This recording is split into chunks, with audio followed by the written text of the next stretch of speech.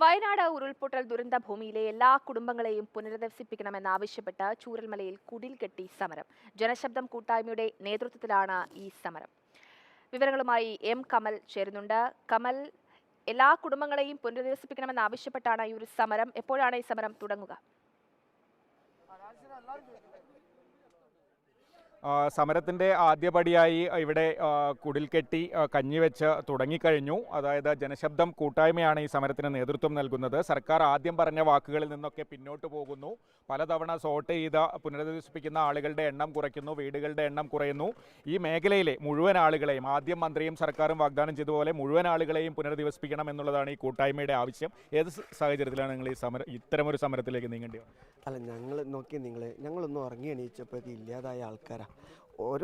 ഞങ്ങളൊക്കെ ഒരുപാട് സംവിധാനത്തോടുകൂടി ജീവിച്ച മുണ്ടക്കയിലൊക്കെ ഉറങ്ങി എണീച്ചപ്പോഴത്തേക്ക് 1 മണി 2 മണിയായപ്പോഴത്തേക്ക് ഇല്ലാതായി. ഞങ്ങൾക്ക് വേണ്ടി കേരളത്തിലെയും ലോകത്തെയും സുമനസ്സുകൾ ഒരുപാട് പണം നൽകിയിട്ടുണ്ട്.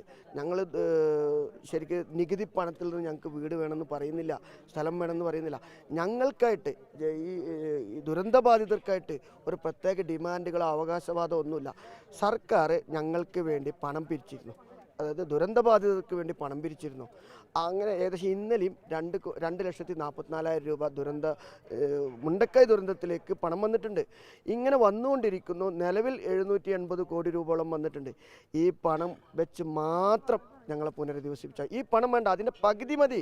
എന്തിന് സർക്കാർ ഇപ്പോൾ 750 കോടി രൂപ വകയിരുത്തിയിട്ടുണ്ട്? അതിൻ്റെ ആവശ്യമില്ല. ആളുകളെ കണ്ണിൽ പൊടിയിടാൻ വേണ്ടി 750 കോടി രൂപ വകയിരുത്തിയതാണ്.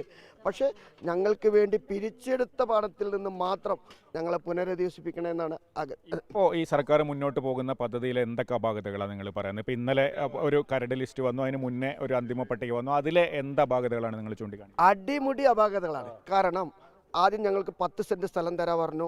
അതിനോട് 1000 സ്ക്വയർ ഫീറ്റ് വീട് തരാമെന്ന് പറഞ്ഞു. ഒറ്റയടിക്ക് ഇപ്പോൾ 5 സെൻറ്റാക്കി. അതുപോലെ തന്നെ ദുരന്തം വഹിച്ച് ഒറ്റപ്പെട്ടു പോയ മക്കളുണ്ട് ഒരുപാട്. 16 പേരുണ്ട് ഞങ്ങളുടെ ഒറ്റപ്പെട്ട, അതായത് അച്ഛനും അമ്മയും ഏട്ടനും അനിയനും ഒക്കെ പോയ 16 പേരുണ്ട്.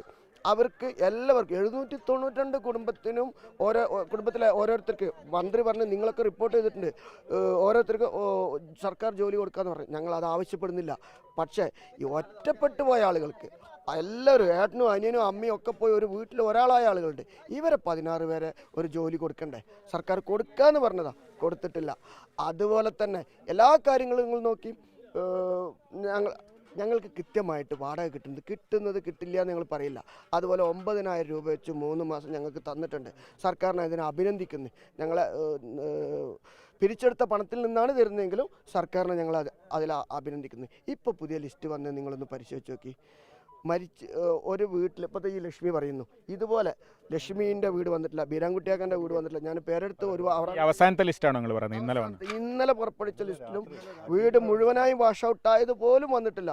എന്നിട്ടല്ല വെള്ളം. അവരെന്താ ആദ്യത്തെ ലിസ്റ്റിൽ വരാണ്ടിരുന്ന? വാഷ് ഔട്ട് ആയവരൊക്കെ ആദ്യത്തെ ലിസ്റ്റിൽ വരണ്ടല്ലോ. ഞങ്ങൾ കളക്ടർ കണ്ടത് ഓരോരുത്തർക്ക് ഓരോ കാരണമാണ് ഇവർ പറയുന്നത്.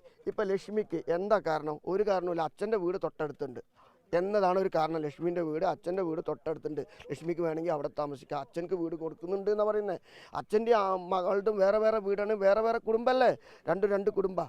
അപ്പോൾ അവർക്ക് നൽകുന്നില്ല. അതുപോലെ അസീസ്ഖൻ്റെ വീട്, കറണ്ട് അവർ 2 മാസമായിട്ട് അവർ കറണ്ട് ഉപയോഗിച്ചിട്ടില്ലായിരുന്നു. സ്വന്തം മോനൊരു നല്ല വീട് വെച്ചപ്പോൾ തൽക്കാലത്തേക്ക് മോൻ്റെ വീട്ടിലേക്ക് മാറി താമസിച്ചു. അതുകൊണ്ട് അവർക്ക് വീടില്ല. ഇങ്ങനെ എല്ലാവരുടെ ഓരോരുത്തർക്കും ഓരോ കാരണങ്ങളാണ് പറയുന്നത് സർക്കാർ. ഇനിയിപ്പോൾ ഈ സമരം നിങ്ങൾ ഏത് രീതിയിൽ മുന്നോട്ട് കൊണ്ടുപോകും? ഈ സമരം നിങ്ങൾക്കറിയാം, ഞങ്ങൾക്ക് ഇനി താഴെയും മേലും നോക്കാനില്ല. കാരണം ഞങ്ങളെല്ലാം നഷ്ടപ്പെട്ടു, ഒന്നുമില്ല ഞങ്ങൾക്ക്. ബിഗ് സീറോ ആണ് ഞങ്ങൾ.